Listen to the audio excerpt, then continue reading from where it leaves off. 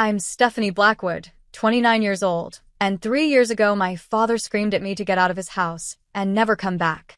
With only one suitcase and $200 to my name, I had nowhere to go. Today, I'm sipping coffee on the balcony of my $30 million Malibu mansion, watching the sunrise over the Pacific Ocean. The journey from that doorstep to this balcony wasn't easy, but it changed everything. Before I dive into how I went from homeless to homeowner of a beachfront paradise, drop a comment letting me know where you're watching from, and hit that like and subscribe button to join me on this journey of turning pain into power. I grew up in a middle-class neighborhood in Denver, Colorado. Our house wasn't anything special, 4 bedrooms, faded blue siding, and a yard just big enough for a swing set. But for my father, Frank Blackwood, that house represented failure. He'd always dreamed bigger, talked bigger, and blamed everyone else when reality didn't match his expectations. Dad worked as a sales manager for a manufacturing company. He wasn't bad at his job, but he wasn't exceptional either. That mediocrity ate at him daily, turning him into a pressure cooker of resentment that would eventually explode on anyone nearby, usually me. He'd come home, loosen his tie, and immediately find something to criticize. The house wasn't clean enough. Dinner wasn't ready on time. My grades weren't perfect enough. Stephanie, he'd say, examining my report card with a 98% on a calculus test, what happened to the other 2 points? Never mind that I had the highest score in the class. In Frank Blackwood's house, excellence was the minimum expectation. My mother, Grace, was beautiful in that quiet, understated way. She had warm brown eyes that crinkled at the corners when she smiled, which became increasingly rare as the years went by. Mom had been an art teacher before marrying Dad, but he convinced her to quit when my brother Jason was born.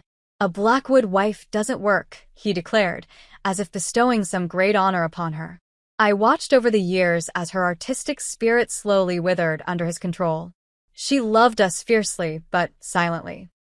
When Dad would rage, she'd wait until he stormed off, then slip into our rooms with a gentle touch and whispered encouragement. "This will pass," she'd say, but we both knew it never really did. She was the buffer between his anger and us, absorbing the worst of it herself. Looking back, I realized she was trapped in her own way, financially dependent and emotionally manipulated into believing she couldn't survive without him. Then there was my brother Jason, 2 years older and the golden child. He played football, got decent grades, and most importantly, worshipped our father. He followed Dad's blueprint without question: business degree, corporate job, marrying his college girlfriend Heather before they'd even figured out who they were as individuals. Dad beamed with pride at everything Jason did, while finding fault with everything I pursued. I discovered computers when I was 12.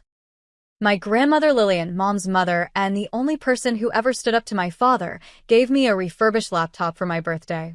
Dad was furious, calling it a distraction from real studies, but Grandma Lillian held firm. "The girl has a mind of her own, Frank," she said during one of their tense standoffs in our living room. And thank God for that. That computer became my escape. While other kids my age were at the mall or watching TV, I was teaching myself to code. I started with simple HTML, building basic websites about things I loved, astronomy, mystery novels, even a fan page for my favorite band. Then I moved on to JavaScript, Python, and eventually app development. The logic of coding made sense to me in a way human emotions often didn't. There was a clarity to it: either your code worked or it didn't. No mind games, no shifting expectations. School came easily to me. I maintained a 4-point GPA without much effort, which somehow made my accomplishments worth less in my father's eyes. "Natural talent without hard work is wasted potential," he'd lecture, completely blind to the hours I spent hunched over my laptop, learning skills that would eventually make me millions. My 16th birthday stands out as particularly painful. I just completed my first real app, a simple tool that helped organize study notes and automatically generated flashcards from them. It wasn't revolutionary, but I'd built it from scratch, and a few hundred students at my high school were already using it. I was bursting with pride when I showed it to my family at dinner. "That's nice, honey," Mom said, genuinely impressed even though she didn't fully understand the technical achievement. Jason glanced at it for all of 2 seconds. Cool, I guess. Dad barely looked up from cutting his steak. Is this why your AP chemistry grade dropped to an A minus? Before I could respond, the doorbell rang. It was a special delivery. Jason's regional football trophy had arrived. Dad immediately pushed back from the table, my app forgotten as he fawned over the trophy, taking photos of Jason holding it, calling relatives to brag. My birthday cake sat untouched until nearly midnight. That night, I made a silent promise to myself as I lay in bed, tears dried on my pillow. Someday, I would build something so successful that even Frank Blackwood couldn't dismiss it. I would prove my worth, not just to him, but to myself. I worked part-time jobs throughout high school, babysitting, tutoring younger kids in math and science, even building websites for local small businesses. Every dollar went into my savings account, my escape fund, as I privately called it. I knew college would be my ticket out, and while Dad had set up college funds for both Jason and me, I didn't want to rely on his money. Money in our house always came with strings attached. Grandma Lillian passed away during my senior year of high school. She left me $10,000 with a note that read, "Build something wonderful, Stephanie, and never let anyone clip your wings." My father suggested I invested in a safe CD or put it toward practical college expenses. Instead, I kept it untouched in a separate account, seed money for my future dreams that were still taking shape. By the time I graduated high school as valedictorian, I had nearly $20,000 saved, my inheritance from Grandma, and everything I'd earned myself. I had one foot out the door, ready to start the next chapter far away from Frank Blackwood's crushing expectations and conditional love. What I didn't know then was how completely that door would eventually close behind me. When my acceptance letter from UCLA arrived, offering a substantial scholarship for computer science, I felt like I could finally breathe. Los Angeles was over 1,000 miles from Denver, far enough that I could create my own identity away from my father's shadow. Dad, predictably, was disappointed with my choice. Computer science? He scoffed, waving the acceptance letter like it was a parking ticket. Blackwoods are business leaders, not tech support. Northwestern accepted you for business. That's where you should go. I don't want to study business, I replied, summoning courage from somewhere deep inside. I want to build things. His face hardened into that familiar mask of disapproval. You're making a mistake. But it's your future you're ruining, not mine. Those words followed me to California, an unwelcome companion to my fresh start. Despite the substantial scholarship, college was still expensive. My savings helped, but I needed to work throughout my time at UCLA to make ends meet. I took a job at the campus IT help desk and picked up freelance web design projects whenever I could. The schedule was brutal, classes all day, work until late evening, then studying and coding projects until the early morning hours. My roommate freshman year, Tara Mitchell, quickly became my closest friend. She was studying digital marketing and had a vibrant personality that balanced my more analytical nature. Tara grew up in San Francisco with parents who owned a successful restaurant chain. Unlike me, she had unwavering family support, both emotional and financial. "Your dad said what?" she gasped one night after I recounted a particularly discouraging phone call home. "That's not tough love, Steph. That's just being a jerk." Hearing someone else call out my father's behavior was oddly validating. In Denver, everyone thought Frank Blackwood was a pillar of the community, successful, charitable, involved in local politics. No one saw what happened behind closed doors. By sophomore year, Tara and I were inseparable. We moved off campus to a tiny apartment with mismatched furniture and questionable plumbing, but it was ours. One night, over cheap wine and takeout Chinese food, we hatched the idea for our first business venture, an app that would help college students find last-minute deals at local restaurants. "Think about it," Tara said, gesturing with her chopsticks. "Restaurants have slow nights and excess food. Students are always broke and hungry. We connect them. Food saver," I suggested, the concept already taking shape in my mind. We could use geolocation to show deals nearby, and restaurants could post in real time when they need to move inventory. For the next 6 months, we poured every spare minute into developing Food Saver. I handled the technical side, coding between classes and during slow periods at work. Tara built relationships with local restaurant owners, convincing them to try our platform once it launched. We were fueled by ramen noodles, caffeine, and the intoxicating belief that we were building something that mattered. The Thanksgiving break of junior year, I flew home to Denver with a working prototype of Food Saver to show my family. I'd practiced my pitch during the entire flight, imagining, foolishly, that my father might finally see my potential. The dinner started pleasantly enough. Mom had prepared all the traditional dishes, and even Jason seemed in good spirits, sharing stories about his new job at an investment firm. When conversation lulled, I pulled out my phone. "I've been working on something I'd like to show you all," I said, opening the Food Saver beta. It's an app that connects restaurants with excess inventory to budget-conscious consumers. Mom leaned forward with interest. "That sounds clever, honey." I walked them through the user interface, explaining how both businesses and customers would benefit. Jason asked a few surface-level questions about the business model. And then my father cleared his throat. "So it's a glorified coupon app," he said flatly. "It's more than that," I started to explain. "It's about reducing food waste while—" "Stephanie," he interrupted, "do you know how many apps launch every day? Thousands. And most fail within months. This is exactly why I wanted you in business school. You have no understanding of market realities." I felt my face flush hot with humiliation. "We've already signed up 20 restaurants near campus for the pilot. Small, failing restaurants desperate for any business," he countered. "Frank," my mother interjected softly, "I think it sounds promising." He ignored her. "When this little project inevitably fails, maybe you'll finally get serious about your future." I didn't touch my pumpkin pie that night. The next morning, I changed my flight and returned to California early, vowing not to share my entrepreneurial efforts with my family again until I had undeniable success to report.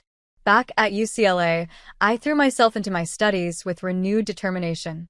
A professor in my advanced algorithms class, Dr. Hayden, took notice of my work and invited me to join a small research group he was leading. Dr. Hayden was everything my father wasn't: encouraging, constructive in his criticism, and genuinely interested in helping his students succeed.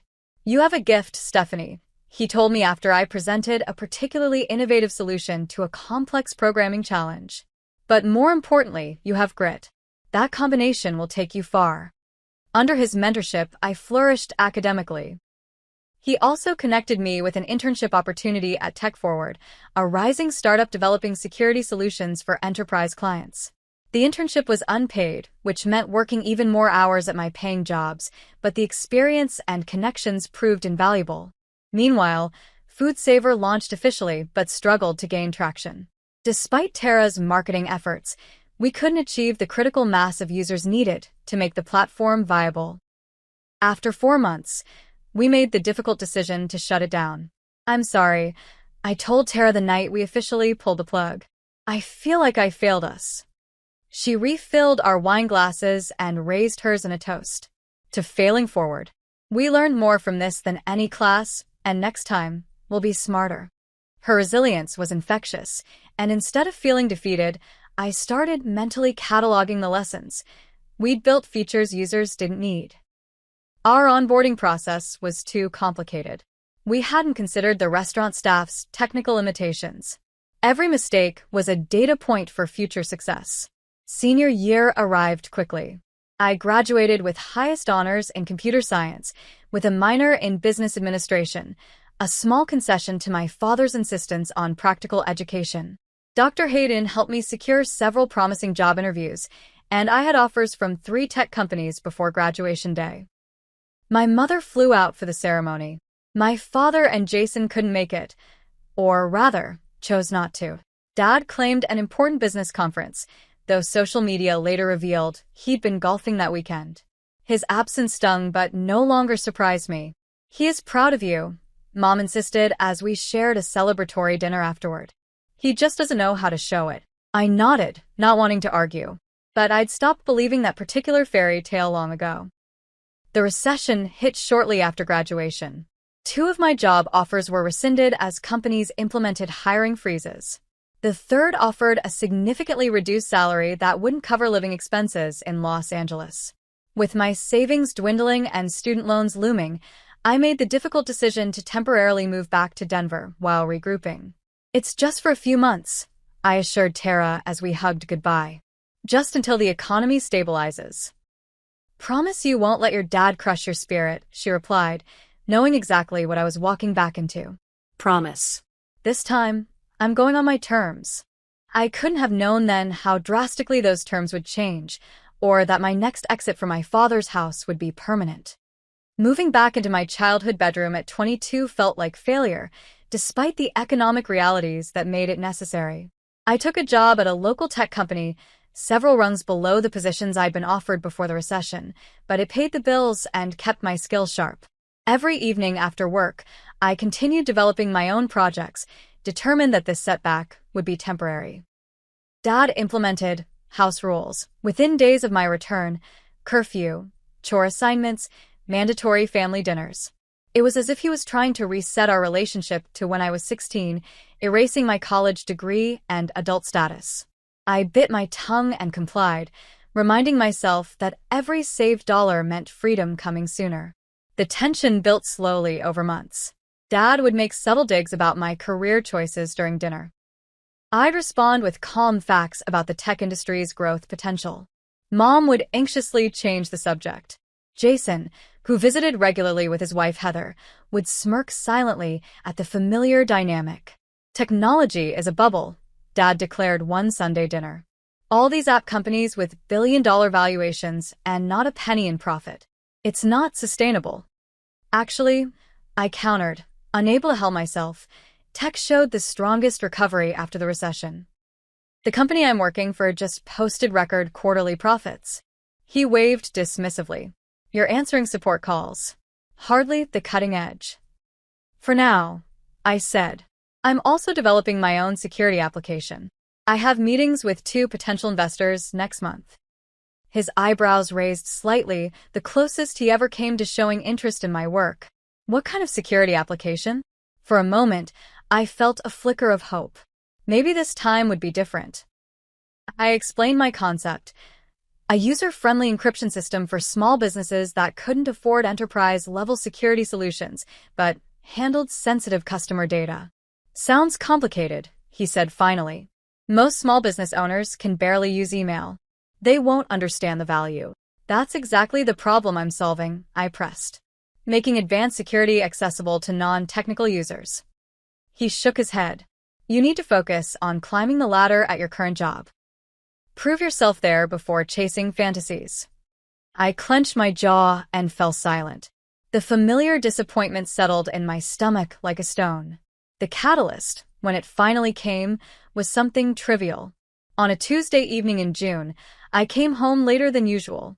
A bug in my application had kept me at the office until 9, and I'd texted Mom that I'd missed dinner. When I walked through the door, Dad was waiting in his armchair, like a judge ready to pass sentence. Your mother kept dinner waiting for an hour, he said without greeting. I texted that I'd be late. There was an issue at work I needed to fix. At your real job or your imaginary company? His tone was razor sharp.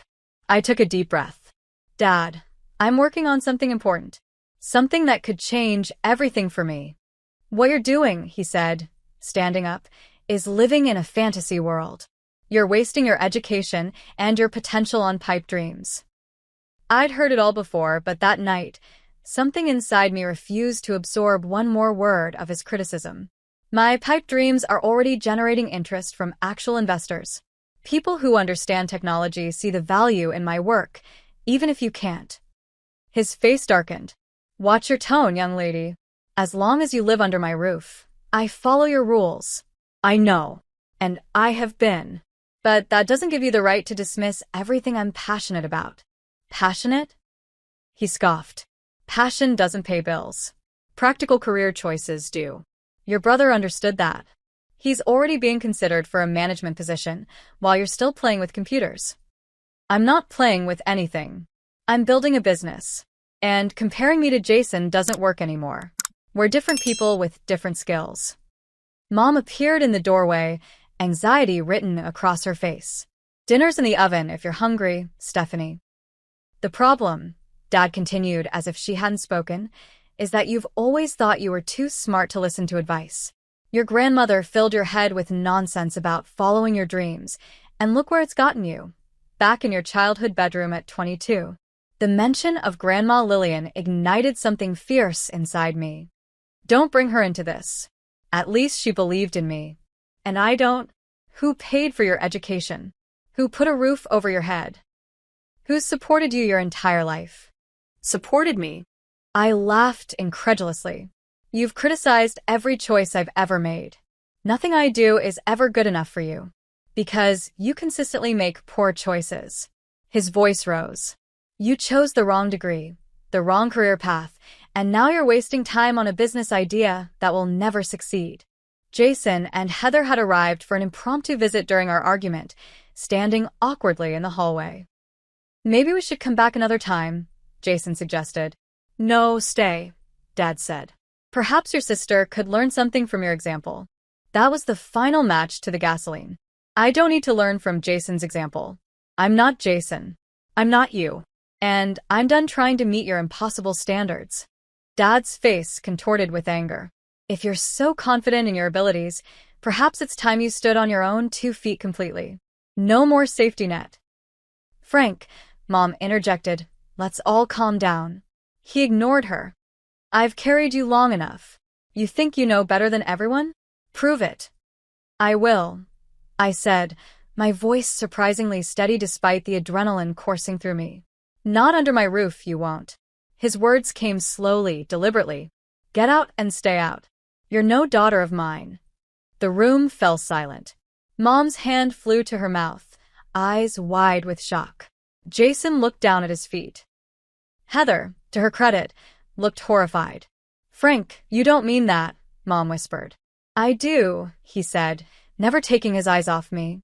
She wants independence? She's got it. Tonight.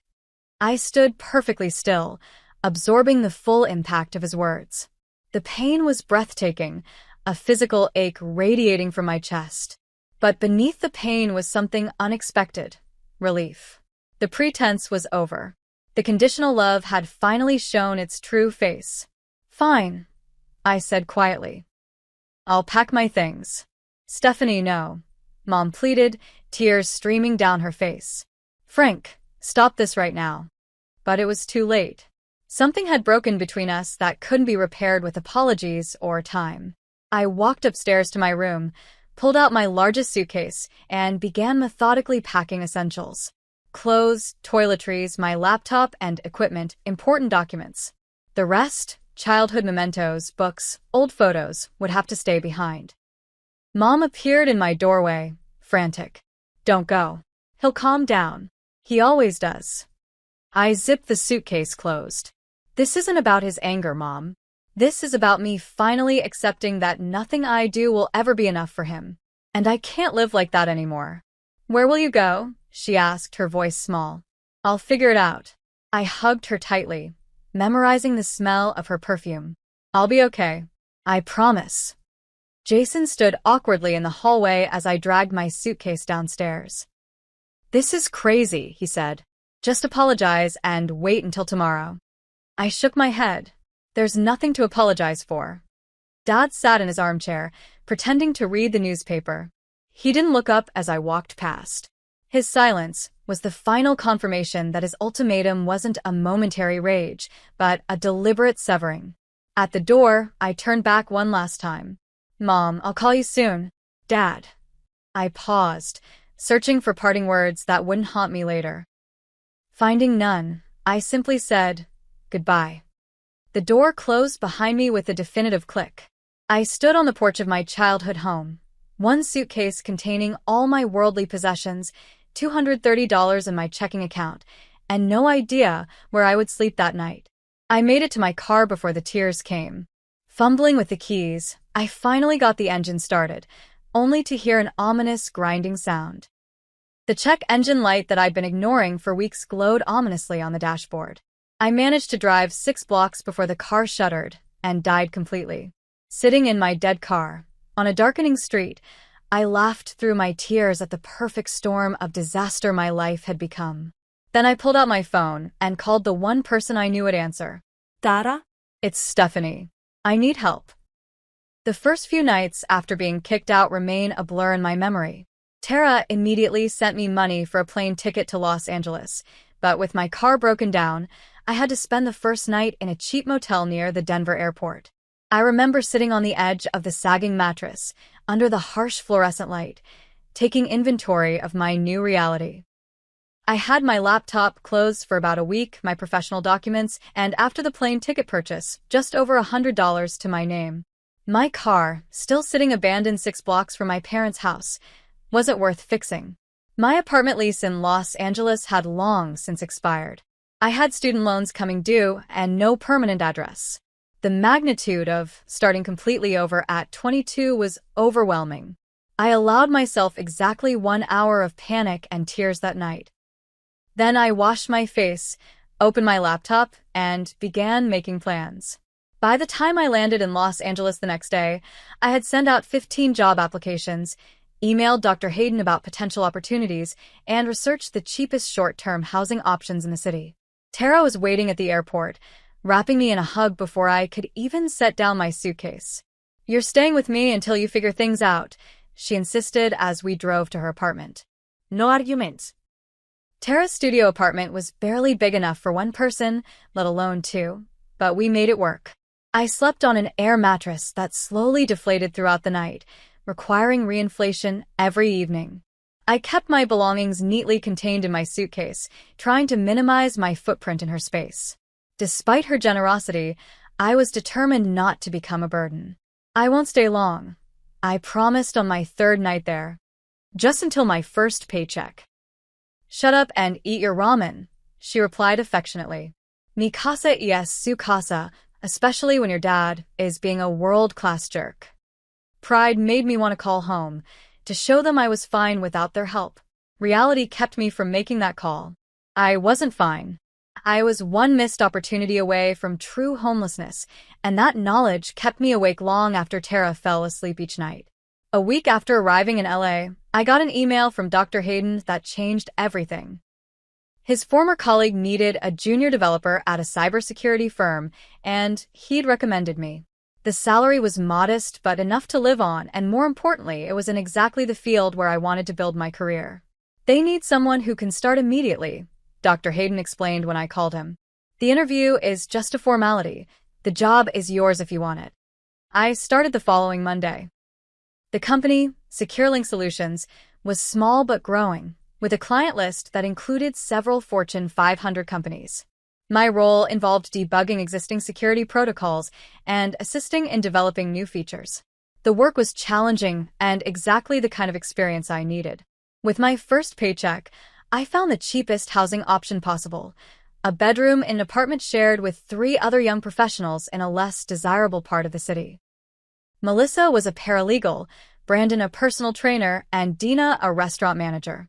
None of us were living our dream scenarios, but we made it work, establishing cleaning schedules and quiet hours, sharing communal items like toilet paper and dish soap to save money.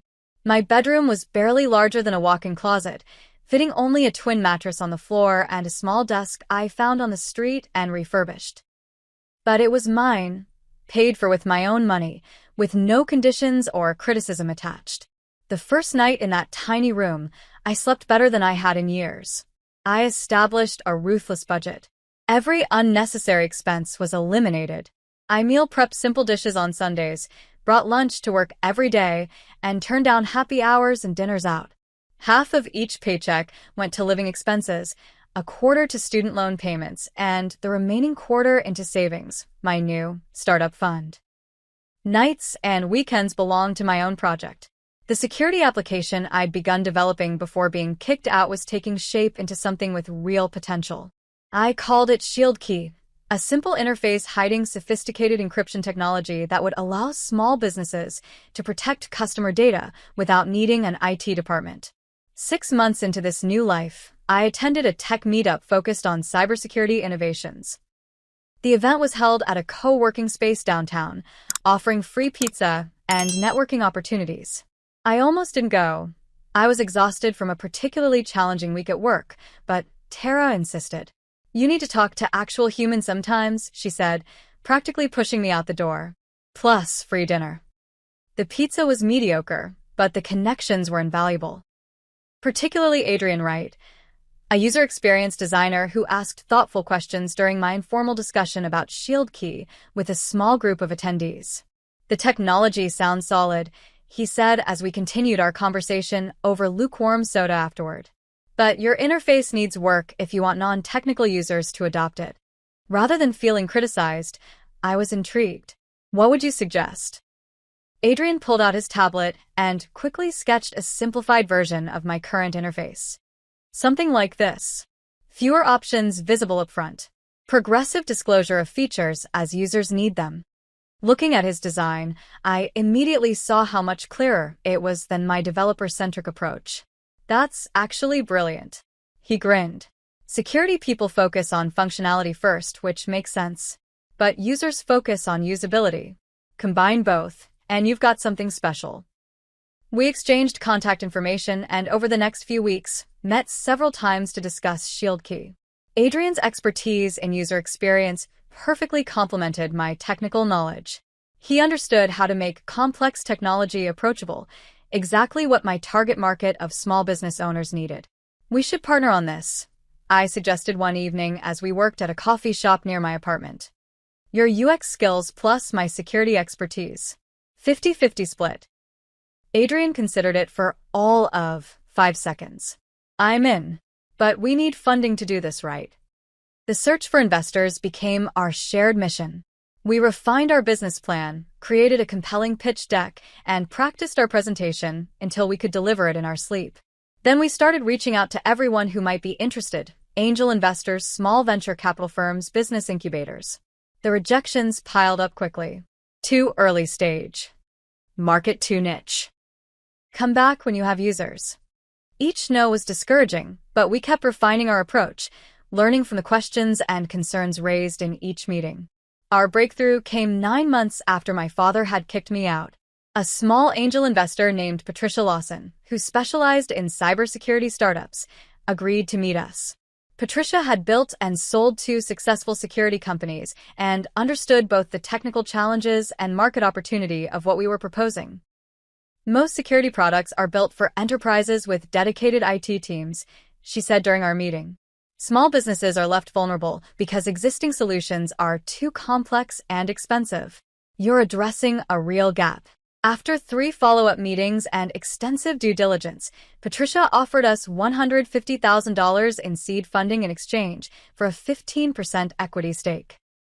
It wasn't a fortune, but it was enough to turn ShieldKey from a side project into a real company. The night after signing the investment agreement, I sat on the floor of my tiny bedroom, back against the wall, overwhelmed by how far I'd come in less than a year. From homeless to funded founder. From rejected daughter to emerging entrepreneur. I called my mother for the first time since leaving Denver. Stephanie. Her voice was cautious, as if she couldn't quite believe it was me. Are you okay? Where are you? I've la, Mom. And I'm more than okay. I told her about SecureLink, about ShieldKey, about the investment. She listened quietly, occasionally making small sounds of surprise or approval. That's wonderful, honey, she said when I finished. I always knew you would do something special. Is Dad there? I asked, hating how small my voice sounded. Her hesitation told me everything. He's still processing things. Give him time. I swallowed my disappointment. Tell him about the investment if you want. Or don't. It doesn't matter anymore. But it did matter. Despite everything, some childish part of me still wanted his approval. Still wanted him to say he had been wrong about me. I just wasn't willing to sacrifice my self-respect to get it anymore. With funding secured, Adrian and I took the leap. We both quit our jobs to focus on ShieldKey full-time. We rented a small office in a startup incubator space, hired a part-time developer to help accelerate our build, and began courting our first beta customers. The next 18 months were the most intense of my life. 16-hour days were the norm. I moved to an even cheaper apartment to stretch our runway. I learned about sales, marketing, accounting, human resources, all the aspects of business my father had claimed I was ignoring. Every decision, every dollar spent, was scrutinized. The pressure was immense, but unlike the pressure from my father, This was pressure with purpose. We were building something real. Our beta launch with 15 small businesses went surprisingly well. The feedback was positive, with users particularly praising the intuitive interface Adrian had designed. We fixed bugs, enhanced features, and prepared for a wider release. Patricia introduced us to her network of security professionals and potential clients. Slowly, our user base grew. By the 18-month mark, we had over 300 paying customers, still small, but growing steadily and generating enough revenue to extend our runway. Then came the moment that changed everything. A well-known tech blogger with a focus on cybersecurity reviewed ShieldKey, calling it the security solution small businesses have been waiting for and impressively sophisticated technology hidden behind an interface my grandmother could use. The article was picked up by larger tech publications, and suddenly our growth curve wasn't linear anymore. It was exponential. Within 2 months of that review, we had over 2,000 customers and were generating enough revenue to hire 3 more employees. 6 months later, we hit 10,000 customers and moved to larger offices. Adrian and I were no longer doing everything ourselves. We had a team of 15 passionate people helping build our vision. 1 year after the review, we reached a milestone I had only dreamed about: $1 million in annual recurring revenue. ShieldKey had transcended from struggling startup to viable business, and the industry was taking notice. The first acquisition offer came on a Tuesday morning. I was in the middle of a team meeting when my phone buzzed with an email from the VP of Business Development at Data Fortress, one of the largest enterprise security companies in the world. They wanted to discuss potential strategic opportunities. I showed the email to Adrian after the meeting, trying to contain my excitement.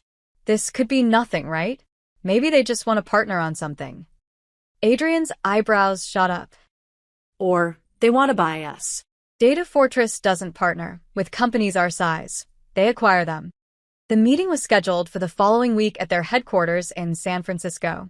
Adrian and I spent every spare moment preparing, researching their recent acquisitions, analyzing their product gaps that ShieldKey might fill, and debating what our company might be worth to them.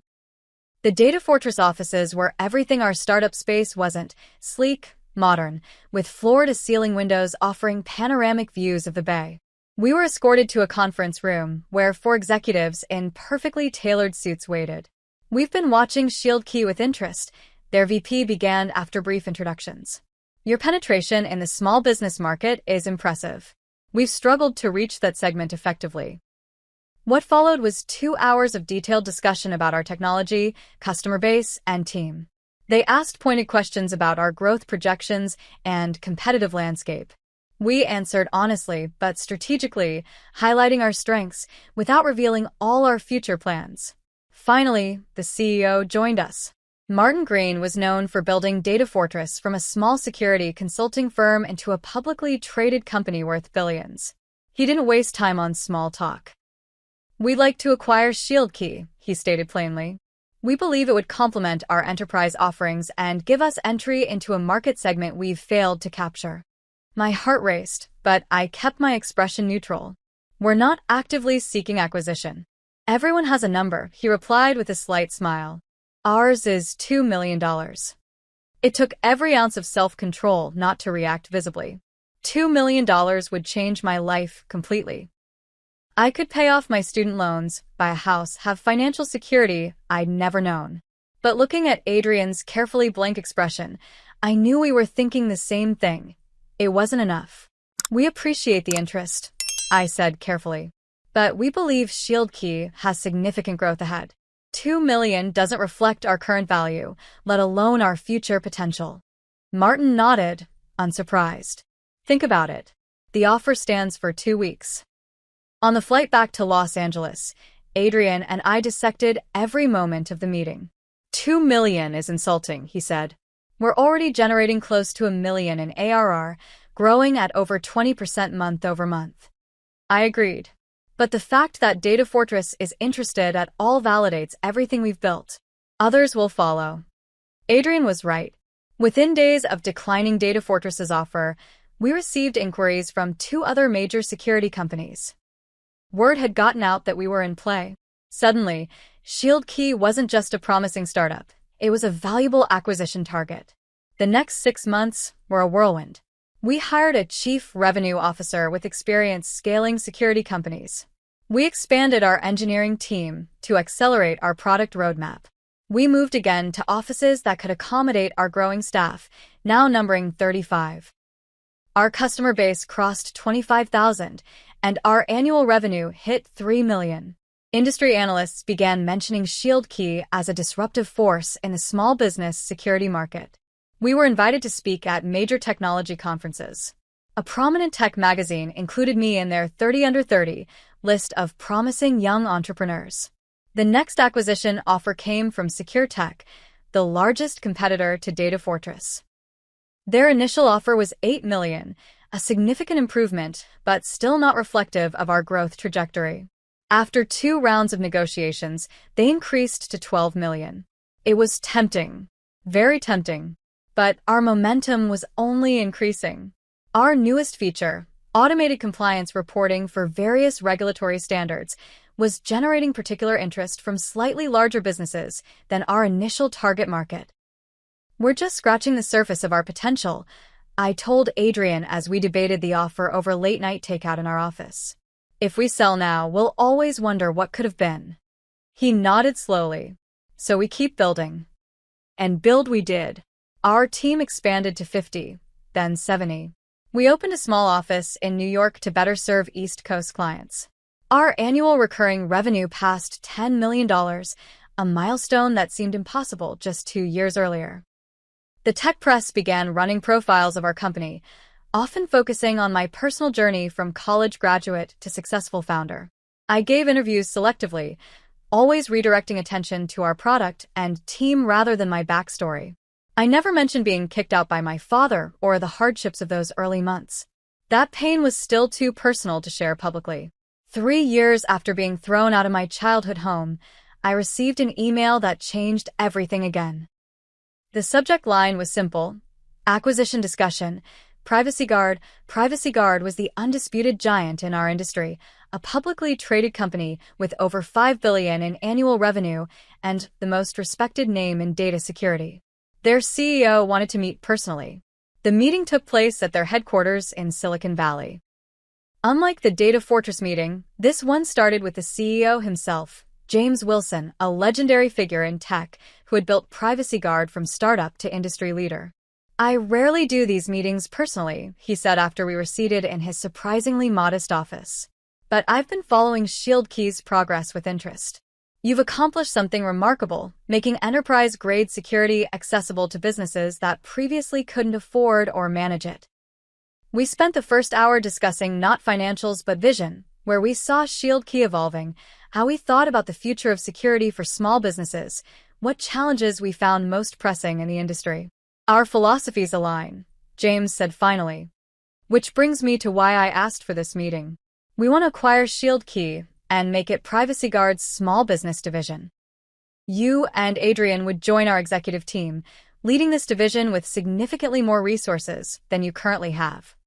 I glanced at Adrian before asking, "What are you thinking in terms of valuation?" James didn't hesitate. $75 million. 60 in cash, 15 in Privacy Guard stock with a 3-year vesting schedule for you and Adrian. The number hit me like a physical force. $75 million. After investor dilution and splitting with Adrian, I would walk away with over $30 million. From homeless to multimillionaire in 3 years. We need time to consider, I managed to say, my voice steadier than I felt. Of course. Take a week. But know that this isn't just about the money for us. We believe ShieldKey fills a crucial gap in our product lineup, and your team's expertise would be invaluable as we expand in this market. The flight back to Los Angeles was quiet. Both Adrian and I lost in our thoughts. The magnitude of the offer was difficult to process. We'd built ShieldKey from nothing into something valued at $75 million. After extensive discussions with our board, our lawyers, and each other, we decided to accept Privacy Guard's offer. The acquisition would give our technology the reach and resources to help far more businesses than we could achieve independently. Our team would remain intact, and Adrian and I would have the opportunity to continue leading our vision, but with vastly more support. The day the acquisition closed, I sat alone in my office after everyone had left for the celebration party. I opened my banking app and watched as my portion of the proceeds, $32 million after all deductions, appeared in my account. The number seemed surreal, disconnected from reality. I thought about the night my father had told me to get out and stay out, about sleeping on Tara's floor, about the tiny bedroom with the mattress on the floor, about all the ramen dinners and missed social events to save every possible dollar. Then I called a real estate agent. "I'm interested in purchasing a house in Malibu," I said. "My budget is around $30 million. 2 weeks later, I signed the papers on a modern glass and steel mansion perched on a cliff overlooking the Pacific Ocean. 5 bedrooms, 7 bathrooms, an infinity pool that seemed to merge with the horizon, and floor-to-ceiling windows that filled every room with light and ocean views. The price tag, $28 million. It was extravagant, possibly irresponsible, definitely more house than I needed. But standing on the balcony that first evening, watching the sunset paint the sky in shades of orange and pink, I felt something I hadn't experienced in years: peace. I had proven my father wrong in the most definitive way possible. I had built something valuable. I had succeeded on my own terms. And now I had a home where no one could ever tell me to leave. The first month in my Malibu mansion felt like living in a dream. I would wake up each morning to sunlight streaming through floor-to-ceiling windows, the endless blue of the Pacific Ocean stretching to the horizon. The house was almost comically large for one person. My footsteps echoed in empty rooms filled with hastily purchased furniture that still felt more like a staged home than a lived-in space. I hired a housekeeper, a groundskeeper, and a personal assistant to manage the practical aspects of my new life. When the housekeeper asked about my preferences for various rooms, I often had no answer. I'd never had the luxury of preferences before, only necessities and compromises. "Whatever you think is best," became my standard response, which visibly frustrated her. She wanted direction. I was still adjusting to having choices. The transition from scrappy entrepreneur to wealthy executive came with unexpected challenges. At Privacy Guard, I led a division with 100 employees and a substantial budget. People looked to me for decisions affecting millions of dollars and countless customers. I handled those responsibilities with confidence born from building ShieldKey from nothing. But in my personal life, I felt strangely adrift. The constant struggle that had defined my existence since college was suddenly gone. The necessity of working 16-hour days, of tracking every dollar, of making each decision with survival as the primary consideration, all vanished overnight. In their place was a void I didn't know how to fill. Adrian noticed during one of our strategy sessions at Privacy Guard headquarters. "You seem distracted lately," he said as we grabbed coffee afterward. "Everything okay with the new place?" "The house is incredible," I replied automatically. "I still can't believe it's mine." He studied me for a moment. "That wasn't what I asked." I sighed, grateful for a friend who knew me well enough to see through the surface. "I should be ecstatic, right? I have everything I've worked for. But sometimes I wake up in this massive house, and it feels empty." "Have you told your family about any of this?" he asked carefully. He knew the broad strokes of my estrangement, but not all the details. I shook my head. "Mom knows I'm doing well, but not specifics." "I haven't spoken to my father since the night he kicked me out. Maybe it's time? Not for his sake, but for yours." His suggestion lingered in my mind for weeks. I'd maintained minimal contact with my mother through occasional phone calls, always brief and focused on surface-level updates.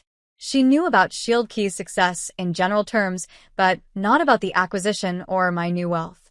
I'd asked her not to share even those limited details with my father, though I suspected she had. Jason had reached out once, shortly after a tech publication ran a profile mentioning ShieldKey's rapid growth. His message was awkwardly congratulatory, with an undercurrent of surprise that suggested he'd shared our father's doubts about my path. I'd responded politely, but briefly. 3 months after moving to Malibu, I received an unexpected email from my father. The subject line was simply "Congratulations." Stephanie, it read. Your mother showed me the article about your company's acquisition. Impressive accomplishment. Would like to reconnect when you're next in Denver. Dad. No palagi. No acknowledgement of our estrangement or his role in it. Just a terse note that managed to be both congratulatory and demanding at once. Classic Frank Blackwood. I didn't respond immediately. Part of me wanted to ignore it completely, to let him feel a fraction of the rejection he'd inflicted on me. Another part, the wounded child still seeking approval, wanted to reply immediately, detailing every success, every validation that proved how wrong he'd been. Instead, I forwarded the email to my therapist, another luxury my new wealth afforded, with a simple question: how do I handle this? Dr. Brennan had been helping me process the complex emotions surrounding my family relationships and sudden wealth. Her response was thoughtful. Consider what you want from any potential reconnection. Closure? Reconciliation? Vindication? Be clear about your objectives before deciding. What did I want? The question consumed me for days. Revenge felt petty. Complete reconciliation seemed impossible given my father's personality.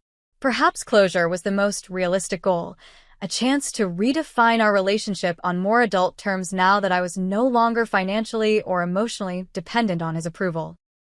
After careful consideration, I replied, "Thank you for the congratulations. I'll be in Denver next month for a conference and could meet for dinner. Please let me know if that works for your schedule." The dinner was arranged at an upscale restaurant downtown, neutral territory. I flew to Denver a day early to prepare mentally, checking into a luxury hotel rather than staying at my childhood home. The message was subtle but clear. I was a visitor now, not a daughter seeking readmission to the family. Seeing my parents again after 3 years was jarring. Dad looked older, his hair now completely gray, his posture slightly stooped. Mom seemed smaller somehow, her smile anxious as she hugged me tightly in the restaurant lobby. Jason and Heather joined us, adding to the family reunion atmosphere that felt both familiar and utterly foreign. "You look well," Dad said as we were seated, his eyes taking in my tailored designer dress and the subtle indicators of wealth I hadn't even realized I'd adopted: the expensive watch, the confident posture of someone who no longer feared financial insecurity. "Thank you," I replied. "Work keeps me busy, but I enjoy it." The conversation that followed was a masterclass in emotional avoidance. We discussed safe topics: the restaurant's menu, Denver's changing skyline, Jason's recent promotion. No one mentioned the night I'd left or the years of silence that followed. Until dessert, when Dad cleared his throat and adopted the authoritative tone I remembered from childhood lectures. "Your company's acquisition was quite an achievement. $75 million, according to the business press." I nodded, maintaining eye contact. Yes. Shield key grew faster than even we anticipated. "I always knew you had that kind of drive," he continued, as if rewriting history. "Gets it from me, I suppose. That determination to succeed no matter what." Mom shifted uncomfortably. Jason suddenly became very interested in his cheesecake. Heather looked between us with wide eyes. The old Stephanie would have let it pass, would have accepted this reframing to keep the peace. But I wasn't that person anymore. "Actually," I said calmly, "I succeeded despite being told repeatedly that I would fail, that my ideas weren't practical, that I was wasting my potential." Dad's expression tightened. "I was tough on you because I wanted you to be prepared for the real world. Looks like it worked. Is that how you remember it?" I asked, my voice steady. "Because I remember being told to get out and stay out. I remember having nowhere to go and almost nothing to my name. I remember building my company without a safety net because you removed it." The table fell silent. Mom's eyes filled with tears. Jason stared at his plate. "That was an unfortunate misunderstanding," Dad said stiffly. "I never intended. It wasn't a misunderstanding," I interrupted. "It was a defining moment. And while I don't thank you for it, I acknowledge that it forced me to rely completely on myself. So, in a way, you were right. I did learn from your example. I learned exactly what kind of parent, what kind of person I never want to be." I placed my napkin on the table and stood. "Thank you for dinner. Mom, I'll call you tomorrow. I think I need some air." Outside the restaurant, the cool Denver evening helped calm my racing heart. I hadn't planned to be so direct, but hearing him attempt to co-opt my success as validation of his parenting had triggered something primal. My phone buzzed with a text from Jason. That took guts. He needed to hear it. Call me tomorrow? Unexpected tears pricked my eyes. Perhaps I wasn't as alone in my perspective as I'd thought. Back in Malibu, the confrontation with my father triggered a cascade of emotional aftershocks. I experienced my first panic attack in my palatial living room, gasping for breath on a couch that cost more than my entire first year's salary at SecureLink. The irony wasn't lost on me, having everything I'd worked for and still feeling like I was drowning. Dr. Brennan helped me recognize that financial success, while validating, hadn't healed the deeper wounds of conditional love and rejection. Your father's approval was the currency you sought your entire life, she explained. Now you have literal currency beyond imagination, but that emotional currency is still missing. It creates a cognitive dissonance. The healing process wasn't linear. There were days when the emptiness of my beautiful house felt overwhelming. Other days when the view of the ocean filled me with genuine peace and gratitude. Gradually, I began to make the space truly mine, replacing generic furnishings with pieces that reflected my personal taste, converting one of the unused bedrooms into a home office where I could work on new ideas. I established the Blackwood Foundation, focused on supporting young women in technology with mentorship and seed funding. The foundation gave purpose to my wealth beyond personal comfort, allowing me to create the support system I wished I'd had during those early struggling days. 6 months after the Denver dinner, my mother visited Malibu alone. Seeing her reaction to my home, the genuine happiness in her eyes as she explored each room, helped me see my success through a different lens. Not as vindication against my father, but as an achievement worth celebrating for its own sake. I always believed in you, she said as we sat on the terrace watching the sunset. Even when I didn't stand up to your father the way I should have. I hope you know that. I know, Mom, I replied, and was surprised to realize I meant it. Her failings as a protector didn't negate her love, complicated as it was by her own limitations. She stayed for a week, longer than we'd spent together since I left for college. In that time, we began rebuilding our relationship as adults, not mother and dependent daughter, but two women with shared history and genuine affection. Jason and I reconnected as well, our adult relationship healthier than our competitive childhood dynamic. He visited with Heather and their newborn son, my nephew Thomas. Holding that tiny human, I felt a fierce determination that he would never experience the conditional love that had shaped my childhood. My father remained distant, our contact limited to occasional emails and brief phone conversations on holidays. I accepted that a meaningful relationship might never be possible given his inability to acknowledge his role in our estrangement. That acceptance, painful as it was, brought its own kind of peace. 3 years after acquiring my mansion, I no longer felt like an imposter in my own life. The house had become a true home, filled with memories of friends gathered around my dining table, of quiet mornings watching dolphins play in the distance, of late nights working on new ideas that excited me regardless of their profit potential. I'd found a balance between my role at Privacy Guard and personal projects that fed my entrepreneurial spirit. I'd built a social circle of genuine friends who knew my story, but didn't define me by either my wealth or my past struggles. And most importantly, I'd begun to define success on my own terms, not as a repudiation of my father's criticism, but as an authentic expression of my values and abilities. One morning, as I stood on my balcony watching the sunrise, I remembered something Grandma Lillian had told me long ago. Success isn't about proving others wrong, Stephanie. It's about proving yourself right. In that moment, with the first light of day illuminating the endless horizon, I finally understood what she meant. 5 years have passed since I first stepped into my Malibu mansion, 5 years since the acquisition that transformed me from struggling entrepreneur to wealthy executive. The journey from that painful night when my father threw me out to where I stand today continues to shape every aspect of my life, though in ways I never could have anticipated. My professional life evolved significantly after the initial 3-year commitment to Privacy Guard ended. While the experience had been valuable, I missed the autonomy and creative freedom of running my own company. With the financial security to take risks, I launched a new startup focused on educational technology, creating affordable, accessible cybersecurity training for schools and nonprofits. EdSecure combines my technical expertise with a mission that feels deeply personal. Growing up with limited access to technology education showed me how crucial these skills are for future opportunities. We price our products on a sliding scale, making enterprise-level security training available to organizations with limited budgets. After 2 years, we're serving over 5,000 schools nationwide, with a team of 40 passionate employees who share my vision. My relationship with Adrian remains one of my most valued professional partnerships. Though we went separate ways after Privacy Guard, he launched a successful UX design consultancy. We still meet monthly to bounce ideas off each other and provide honest feedback.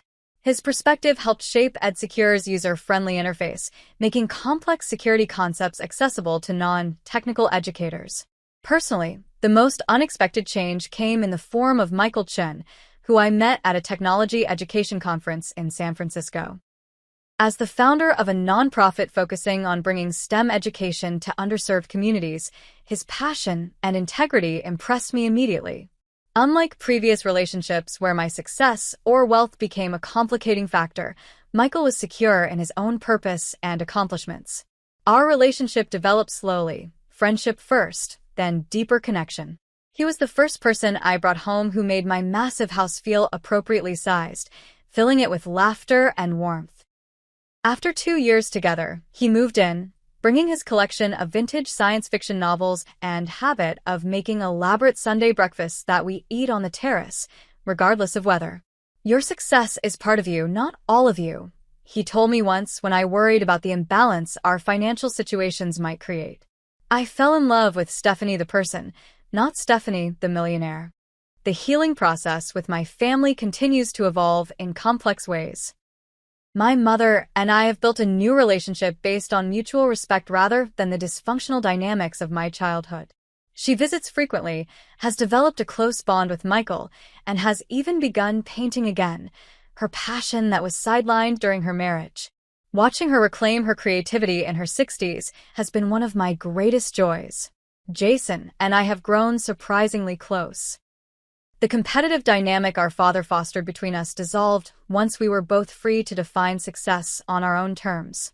He eventually left the investment firm where he'd been following our father's prescribed path and started a sustainable construction company that better aligned with his personal values. Our conversations now are supportive rather than comparative, focused on helping each other thrive rather than measuring who's ahead. My father remains the most complicated relationship in my life. After several strained attempts at reconciliation, we settled into a distant but civil connection.